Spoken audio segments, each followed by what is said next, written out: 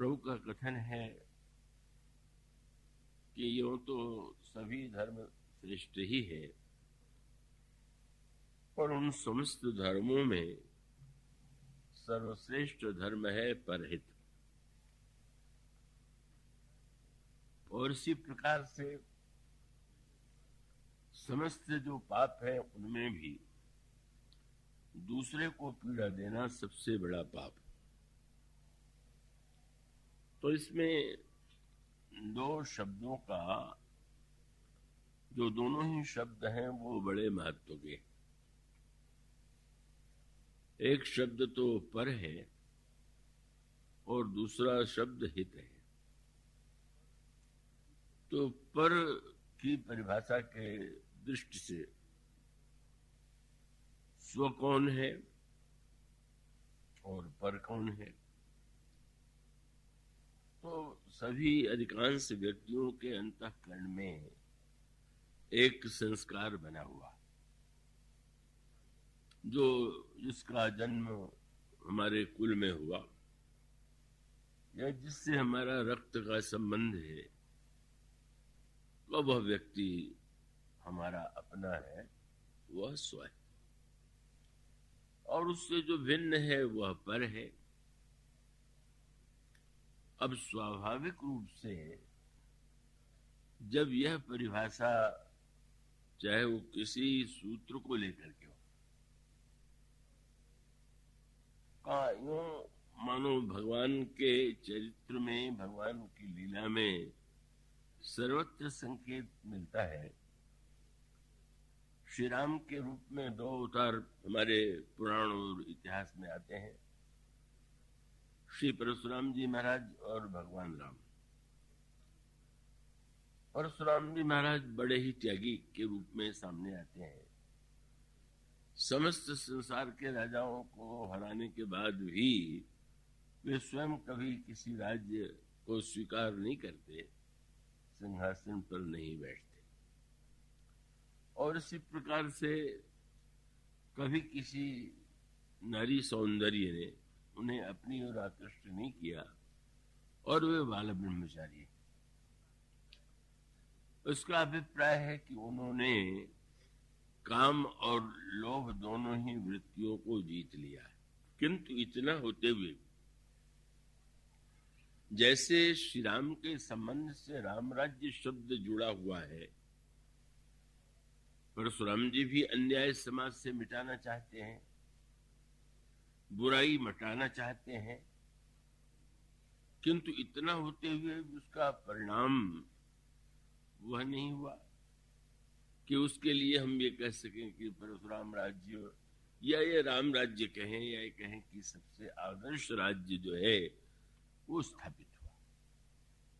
क्या कारण है? भगवान श्री राम के द्वारा, वे भी भगवान के ही अवतार हैं, परशुराम जी को भी हम अवतारों की ही श्रेणी में स्वीकार करते हैं। और उस परिपूर्ण आदर्श की स्थापना यदि इतने महान त्यागी, महान शक्तिशाली, महान विद्वान, जो भी उनके लिए विशेषण दिया जाए कम है, उनके द्वारा क्यों नहीं हो पाया?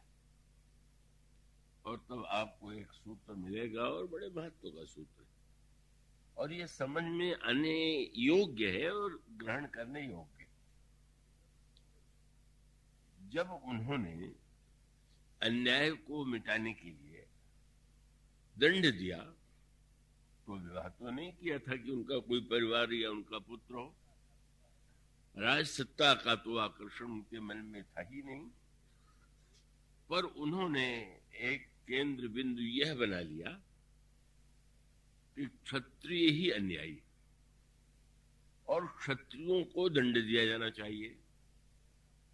परशुराम जी ने रावण को कभी दंड देने का प्रयास किया हो, ऐसा वर्णन नहीं आता। रावण के द्वारा भी अनेक अत्याचार हुए, पर परशुराम जी तो तटस्थ हैं। और उसका तात्पर्य क्या है कि भले ही उनका अपना परिवार न हो, पर उन्होंने अपने आप को इस रूप में प्रस्तुत किया कि जैसे क्षत्रिय ही अपराधी हैं और क्षत्रियों को ही दंड दिया जाना चाहिए।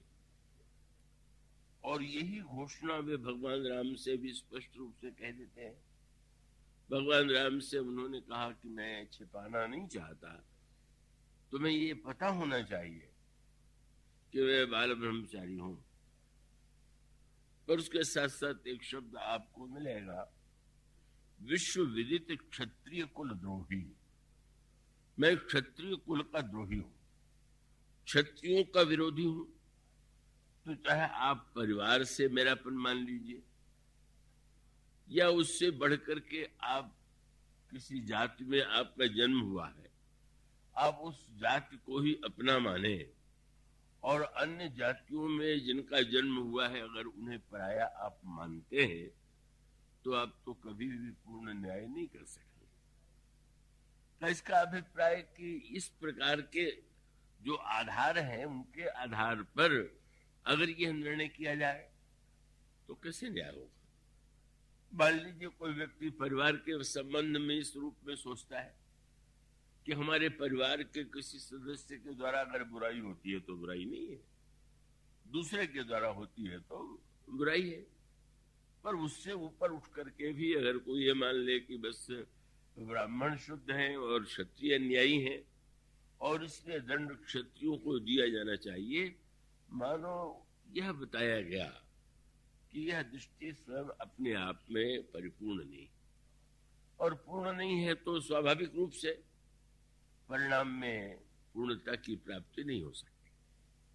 तो इसका अर्थ यह है कि अगर अपने और पराये शब्द का तात्पर्य परिवार से हो या आपके गांव से हो या अधिक हुआ तो किसी जाति विशेष से हो, तो निश्चित रूप से आपको भले ही ये लगता हो कि मैं एक बड़ा श्रेष्ठ कार्य कर रहा हूं, लेकिन एक शब्द आ गया ना, उन्होंने कहा क्षत्रिय द्रोही, और रामायण में एक सूत्र कहा गया, पृथ्वी ने ये कहा कि गिरि सरि सिंधु भार नहीं मोही, जस मोहि गरुड़ एक पर द्रोही।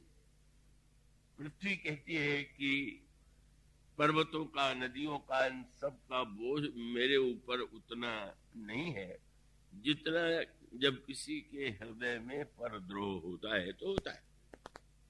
तो इसका अर्थ यह है कि स्व और पर की परिभाषा को अगर आप किसी सीमा में बांधेंगे तो निश्चित रूप से का वो कभी भी पूर्ण आदर्श की उपलब्धि नहीं हो सकती।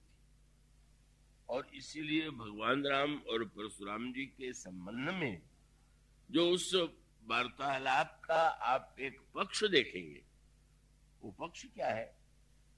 मानो भगवान ने एक अवतार के रूप में ब्राह्मण कुल में जन्म लिया, दूसरे अवतार में उन्होंने क्षत्रिय कुल में जन्म लिया, और ब्राह्मण और क्षत्रिय कुल ही क्यों, अगर भगवान मीन के रूप में अवतार लेते हैं, मछली के रूप में, कछुए के रूप में, और यहाँ तक कि भगवान शूकर के रूप में अवतार लेते हैं, तो मीन कमठ शूकर नरहरि बामन परशुराम बपुधारी।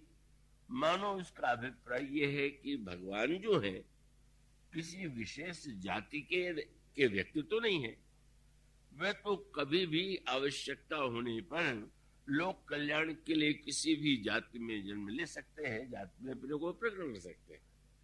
पर वहां पर जो संवाद है उस संवाद में आप एक विशेषता पाएंगे।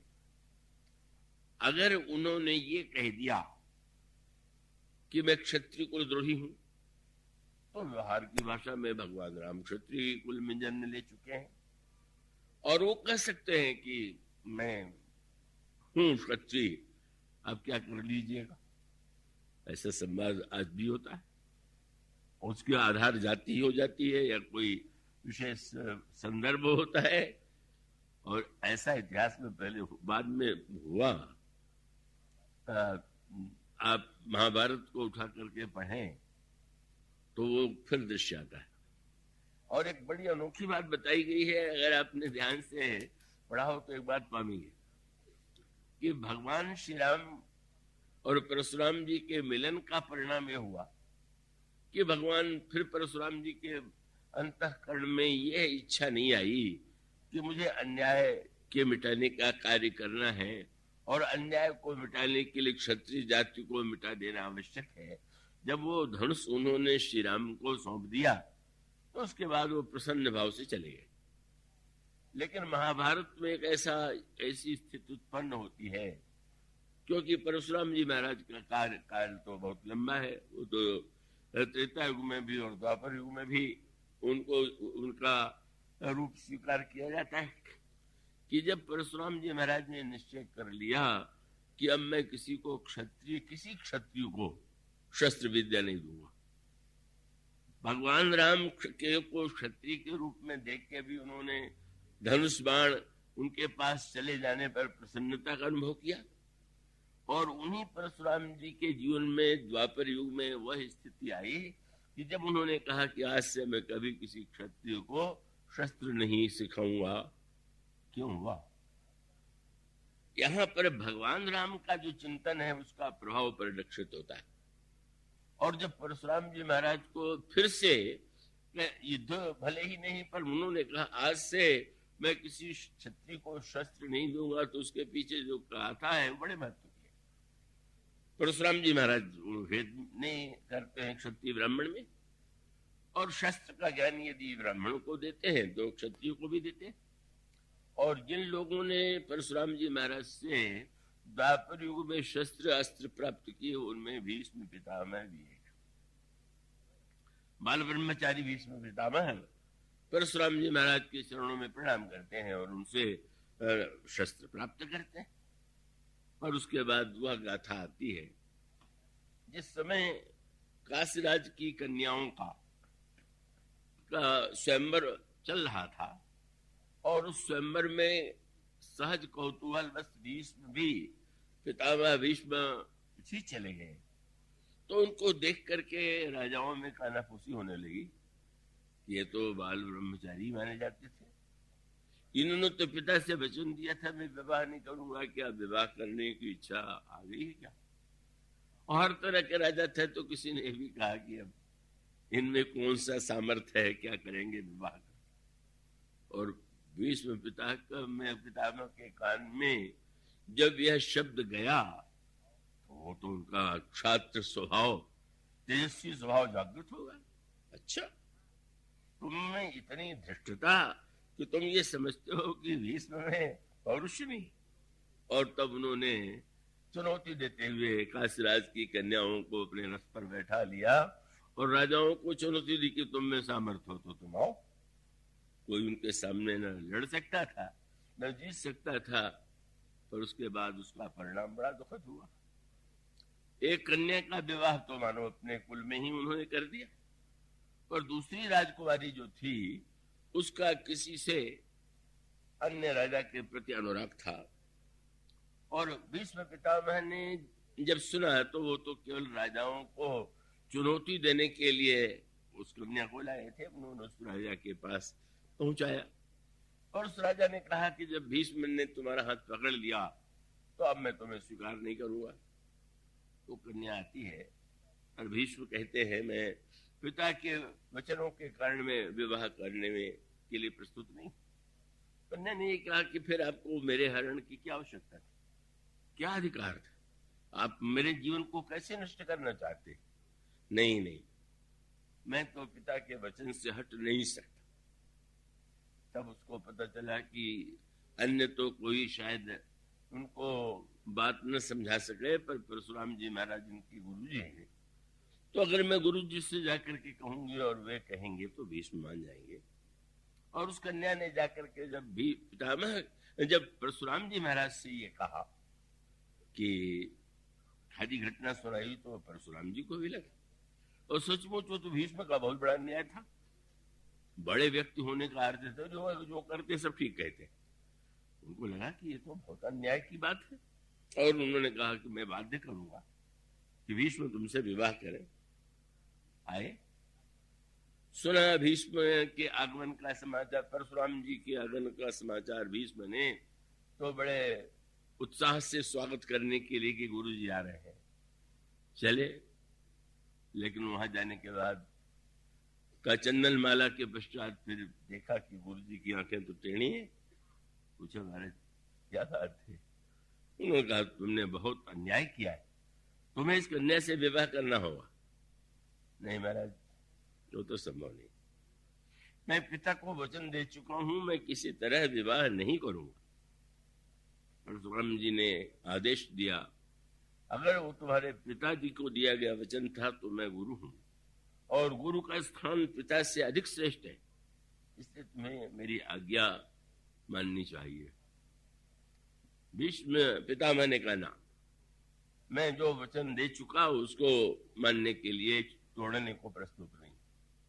और तब परशुराम जी महाराज को लगा कि शायद इतने दिनों तक मैं तटस्थ एक रूप में, मुनि के रूप में रहा हूं, इसलिए मेरा इतिहास भीष्म को भूल गया होगा। तो परशुराम जी ने विश्वामित्र जी से भी कहा था, लक्ष्मण जी जब जरा उस तरह की बात करने लगे तो यही कहा कि इस लड़के को शायद अभी मेरे इतिहास का ज्ञान नहीं है, तो जरा इसको मेरा इतिहास बता दो। तुम हटकहु जो चहो उबारा, कही प्रताप बलरोस हमारा। तो उसमें तुरंत उन्होंने कहा, परशुराम भीष्म जानते हो मैं वह हूं जिसने 21 बार क्षत्रिय जाति को दंडित करते हुए समाप्त कर दिया था। उस परशुराम जी के सामने तुम कह रहे हो? और उसका उत्तर भीष्म ने जो दिया बड़ा विनम्रता से युक्त नहीं था। उन्होंने तुरंत ये कहा कि हाँ सुना तो मैंने है, और उस समय आपको भीष्म जैसा कोई क्षत्रिय नहीं मिला होगा, इसीलिए ऐसा। मानो अहम जग गया, क्षत्रिय ब्राह्मण का प्रश्न बन गया, गुरु शिष्य में युद्ध प्रारंभ हो गया। और वो तो वो एक ही गुरु है, उसी से सीखे हुए जो शस्त्र परशुराम जी को ज्ञात वही भीष्म को, वो परशुराम जी ने सिखाया। और अंत में दोनों ने ब्रह्मास्त्र जो है उसका संधान कर दिया, और लोग उस ज्वाला से जब जलने लगे तो फिर देवता और मुनियों ने कहा कि आप लोगों के युद्ध से तो बड़ा विनाश हो रहा है, आप अपने शस्त्र वापस ले लीजिए। तो वहां पर भीष्म इस बात पर डटे रहे, यहां मैं ब्रह्मास्त्र वापस तो लूंगा, और पहले ये वापस लेंगे, पहले मैं नहीं लूंगा। क्यों? बोले ये ब्राह्मण है, ये वापस भी ले ले तो कोई बात नहीं है, पर मैं तो क्षत्रिय हूं, मैं कैसे पहले वापस लूंगा। मानो परशुराम जी पहले अपनी हार सी मान ले, चाहे अस्त्र वापस लेकर के बाद में मुनियों ने मनाया तो मान गए, और उन्होंने ब्रह्मास्त्र वापस लिया। मैं वो अंत में उस भीष्म जी ने भी अपना वापस ले लिया। पर परशुराम जी जब लौटते हैं तो उसकी प्रतिक्रिया क्या होती है? ये एक सामाजिक प्रश्न है, और ये न्याय अन्याय को लेकर के जो कथाएं आई हैं बड़े महत्व की हैं। उसी दिन परशुराम जी निर्णय करे, अब से किसी क्षत्रिय को मैं शस्त्र विद्या नहीं दूंगा। मैंने परशुराम को शस्त्र विद्या से, भीष्म को शस्त्र सिखाया, और अंत में उससे ही वो लड़ा। क्या अंतर था? अंतर यही था, और उस अंतर का महानतम दुष्परिणाम आप जानते होंगे। उसी महाभारत में कर्ण की कथा आती है। कर्ण अर्जुन के प्रति बड़ा विरोध भाव, तो अब शस्त्र विद्या के लिए सर्वश्रेष्ठ तो परशुराम जी महाराज हैं, और क्षत्रियों को शस्त्र देते नहीं। तो महारथी कर्ण उस समय महारथी के रूप में तो नहीं थे, विद्यार्थी के रूप में परशुराम जी के पास गए। महाराज मैं आपसे शस्त्र का ज्ञान प्राप्त करना चाहता हूं। और उन्होंने पहला प्रश्न किया कि तुम अपनी जाति बताओ। ये जाति का रोग बहुत पुराना है। हाँ तो बताओ। तो जानते थे कि अगर क्षत्रिय कह दूंगा तो शस्त्र सिखावेंगे नहीं, तो कह दिया ब्राह्मण हो। अच्छा तो तुम्हें मैं शस्त्र ज्ञान दूंगा। लेकिन कितना दुखद उसका परिणाम हुआ। कर्ण इतनी सेवा करते थे परशुराम जी महाराज की कि उसकी कोई सेवा नहीं। और एक दिन ऐसा दृश्य था कि कर्ण पर इतने प्रसन्न थे कि कर्ण के गोदी में ही सिर रख करके विश्राम कर रहे थे, और एक जहरीला काटने वाला कीड़ा आया, और वो जब कर्ण के शरीर पर काटने लगा तो यही सोचा कर्ण ने कि अगर मैं जरा भी हिलूंगा तो गुरुजी की नींद खुल जाएगी। ये तो हमारे गुरुजी विश्राम कर रहे हैं। तो इतना कष्ट होने पर भी कीड़ा छेद करने लगा जांग में, तो अभी हिले नहीं, पर कीड़े के कांटे से रक्त निकल आया, और रक्त का जो प्रवाह था वो परशुराम जी के पीठ से हो गया, और तुरंत वो जग गए। देखा क्या हुआ, बताया कि हृदय में कीड़ा था, तो तुमने उसको हटाने की चेष्टा क्यों नहीं की, मुझे जगाया कि नहीं, आपको विश्राम में बाधा, आपको कष्ट न हो इसलिए मैंने ऐसा किया। लेकिन परशुराम जी महाराज पर उसकी अच्छी प्रतिक्रिया नहीं हुई। उन्होंने तुरंत कहा कि तो अब सही सही बताओ कि तुम किस जाति के हो। क्यों? बोले ब्राह्मण इतना सहिष्णु नहीं हो सकता, तुम ब्राह्मण नहीं हो। और कर्ण की से जनते कहिए, कर्ण कह दिया महाराज आपसे शस्त्र पाने के लिए मैं असत्य बोल गया था, मैं ब्राह्मण नहीं हूं। उसने इतनी सेवा किया कि इतना कष्ट सह लिया, लेकिन परशुराम जी इतने रुष्ट थे क्षत्रियों से कि उन्होंने कर्ण से कहा कि तुमने शस्त्र का ज्ञान तो प्राप्त कर लिया है, पर युद्ध के समय भूल जाओ। भला सोचिए, इतनी सेवा और इतना कष्ट उठाने के बाद जो शिक्षा भी दिया, ये कहा जब आवश्यकता होगी तो भूल जाओगे। और कर्ण के सामने वो बड़ा दुर्भाग्य बन गया उसके जीवन में। यह मानो यह बताने के लिए है कि जब कोई आप अपने चिंतन का बिंदु इस रूप में बना देंगे, उसका परिणाम होता है।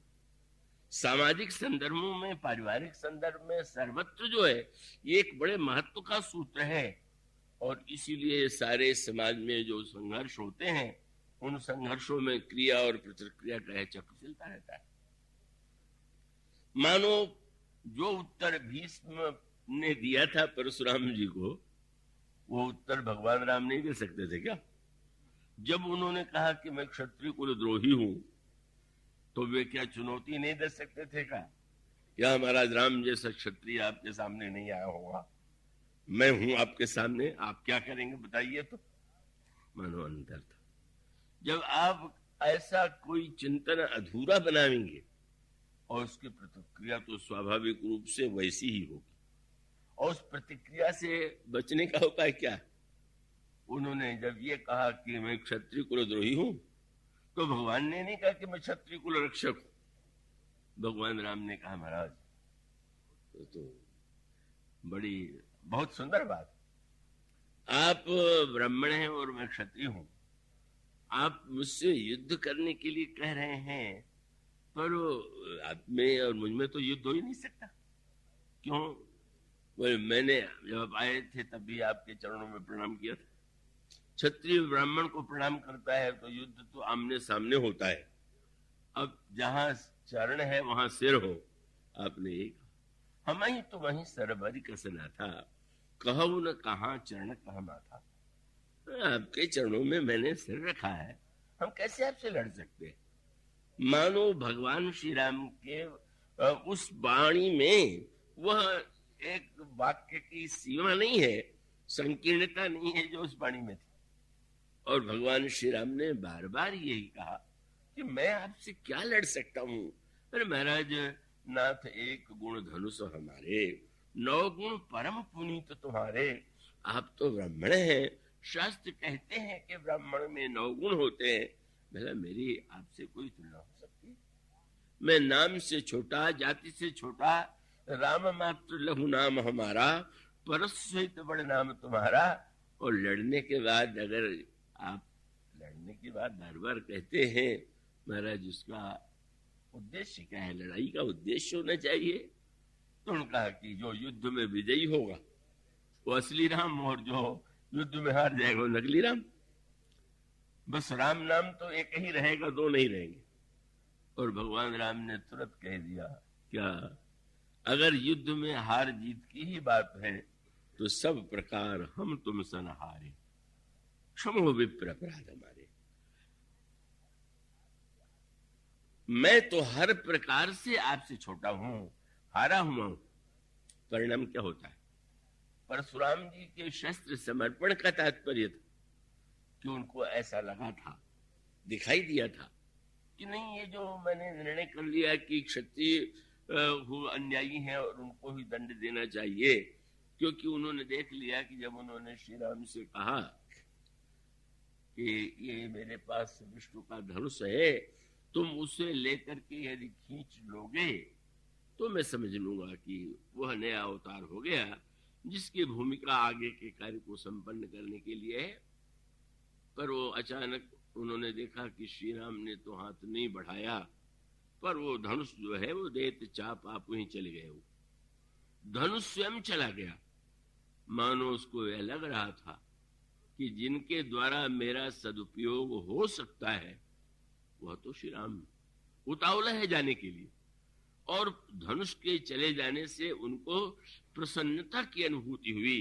बहुत दिन तक मैंने धनुष का बोझ ढोया, अन्याय मिटाने का मैंने प्रयास किया, अब वह व्यक्ति, वह अवतार हो गया जो इस भार को उठाने में सक्षम है। इसलिए परशुराम जी महाराज प्रसन्नता पूर्वक चले जाते हैं। और इसका अर्थ है कि जहां भी स्व शब्द जो होगा सीमा बनावेगा, जितनी छोटी सीमा होगी वहां उतना परिवार से प्रारंभ होगा, और सीमा को अगर बढ़ाते बढ़ाते भी आप स्व का विस्तार अगर पूरी तरह से नहीं करेंगे, और उसका उपाय क्या है कि अगर किसी आधार पर आप स्व को सीमा में बांधेंगे तो सीमा छोटी होगी, और अगर केंद्र ये माने जो सूत्र सुमित्रा माने लक्ष्मण जी को दिया था, क्या आधार कौन सा होना चाहिए अपने और पराये का? बोले सब। उन्होंने कहा बस लक्ष्मण तुम एक ही ध्यान रखो कि पूजनीय प्रिय परम जहाते मानिए समय राम के नाते। अगर ये मान ले कि हम राम के नाते से जो जिसका राम से नाता है मेरा नाता है, तो नई बात पता चल गई। राम यदि सब में है, तो राम अगर सबके हृदय में विराजमान है, तो उस नाते से आपका सबसे नाता है। और इसलिए जो गोस्वामी जी कहते हैं श्री राम में सब जग जानी करो प्रणाम जोर जुग पानी, तो इसका अभिप्राय है कि अन्य जो नाते हैं, अन्य जो स्व की परिभाषाएं हैं वो बांट देती। और जब हम ईश्वर को केंद्र बना करके नाता मानते हैं तो ऐसा लगने लगता है उमा राम चरण रथ विगत काम मद क्रोध निज प्रभु में देख ही जगत, तो कासन करें विरोध।